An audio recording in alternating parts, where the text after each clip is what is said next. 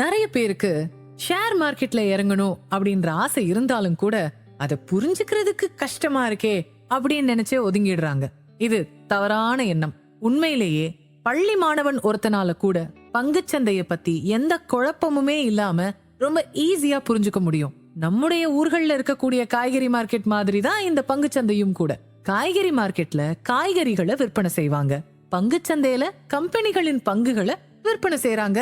காய்கறி மார்க்கெட்ல 1/2 கிலோ கத்திரிக்காய் போடுங்க அப்படின்னு கேக்குற மாதிரி அசோக் லேலண்ட் பங்கு 100 கொடுங்க, இந்தியன் பேங்க் பங்கு ஒரு 100 கொடுங்க அப்படின்னு கேட்டு வாங்கலாம். பங்குச்சந்தையில இன்னொரு வசதி, வாங்கின பங்குகளை வேண்டாம்னு நினைச்சா உடனே வித்துடலாம். முன்னாடிலாம் காய்கறி வாங்கணும் அப்படின்னா நாம தானே கடைக்கு போகணும்.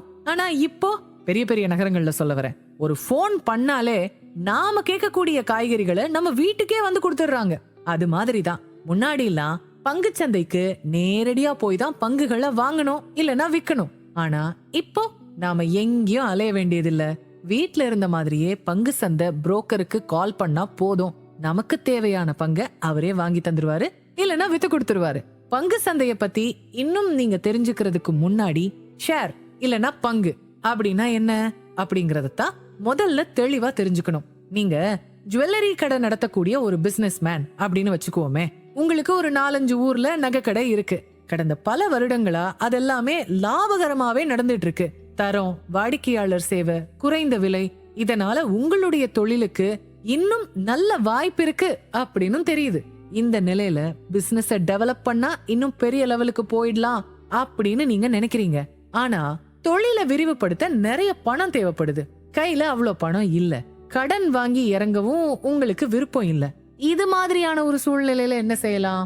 ஒண்ணு செய்யலாம், யாராவது ஒருத்தரையோ இல்ல ஒரு சிலரையோ உங்களுடைய தொழில்ல பார்ட்னரா சேர்த்துக்கிட்டு இறங்கலாம்.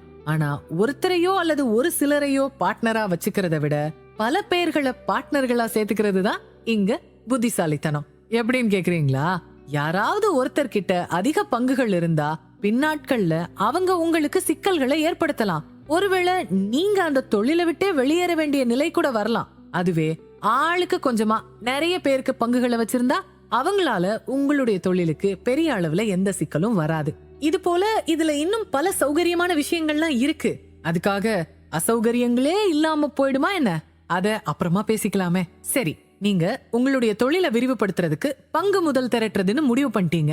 இப்போ உங்க தொழில உள்ள பங்கு முதல் 8 கோடி ரூபாய், 10 ரூபாய் முகமதிப்பு கொண்ட 80 லட்சம் பங்குகளா இருக்குன்னு வச்சுப்போம். இப்போ மேலும் சில நகரங்கள்ல உங்களுடைய கடையை ஆரம்பிக்கிறதுக்கு 40 கோடி ரூபாய் தேவைப்படுது. நீங்க உங்களுடைய 80 லட்சம் பங்குகளை அப்படியே வச்சுக்கிட்டு உங்களுடைய நிறுவனத்துல புதுசா ரூபாய் 10 முகமதிப்புள்ள 20 லட்சம் பங்குகளை சந்தையில போய் விக்கிறீங்க.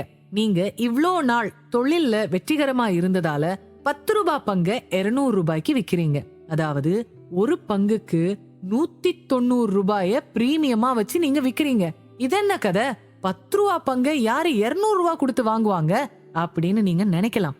சாதாரண ஹோட்டல்ல 2 இட்லி 8 ரூபாய், 2 தெரு தாண்டி போனா அந்த பெரிய ஹோட்டல்ல 2 இட்லி 14 ரூபாய்.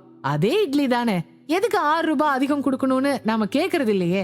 காரணம், அந்த 6 ரூபாய் தான் அந்த ஹோட்டலுக்கு நாம கொடுக்கக்கூடிய பிரீமியம். அந்த ஹோட்டல்ல நாம இட்லி சாப்பிடணும் அப்படின்னா அந்த விலைய கொடுத்தா தான் அதை சாப்பிட முடியும். இந்த பிரீமியத்தை எப்படி கணக்கிடுறாங்கன்றத அடுத்தடுத்து வர எபிசோட்ஸ்ல நாம விளக்கமா பார்க்கலாம். இப்போதைக்கு லாபகரமா நடந்துட்டு இருக்கக்கூடிய ஒரு கடையை நீங்க வித்தா குட்வில் இல்லனா நிந்தம் அப்படிங்கறத நீங்க எதிர்பார்ப்பீங்க இல்லையா? அது போலத்தான் இந்த 190 ரூபாய் பிரீமியமும் அப்படிங்கறத நீங்க தெரிஞ்சுக்கிட்டாலே போதுங்க. ஆக இப்போ உங்களுடைய நிறுவனத்துல மொத்தம் 1 கோடி, ஏற்கனவே உங்ககிட்ட இருந்த பங்குகள் 80 லட்சம் பிளஸ் புதுசா நீங்க வித்த 20 லட்சம் பங்குகள் இருக்கு. பொதுமக்கள் கிட்ட இந்த பங்குகளை வித்ததுனால நீங்க உங்களுடைய நிறுவன பங்குகளை பங்கு சந்தையில BSE, NSE போன்ற சந்தையில போய் லிஸ்ட் பண்ணணும். இந்த முறையில யார் வேணும்னாலும் உங்களுடைய நிறுவன பங்குகளை வாங்கலாம் இல்லனா விக்கலாம். இதுதான் ஷேர் அல்லது பங்கு உருவாகக்கூடிய கதை. பங்கு சந்தையின் பிறப்பிடம் பத்தி அடுத்த எபிசோட்ல பேசலாம். நெக்ஸ்ட் எபிசோட கிளிக் பண்ணுங்க.